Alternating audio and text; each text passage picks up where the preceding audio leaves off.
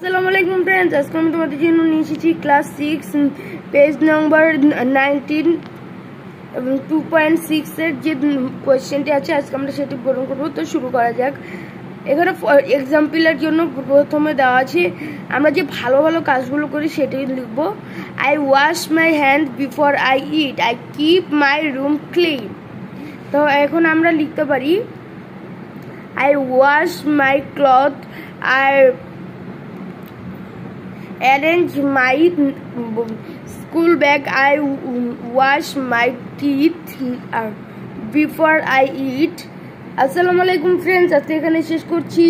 তার আগে তোমরা যদি আমার চ্যানেল নতুন হয়ে থাকো তবে একটি সাবস্ক্রাইব করে দাও এবং এতক্ষণ পর্যন্ত কষ্ট করে দেখার জন্য খুবই খুবই ধন্যবাদ। আমি এর আগেও অনেক দুটি চ্যাপ্টারে খুব অনেকগুলো ভিডিও দিয়েছি, তোমরা সেটিও দেখে নিবে।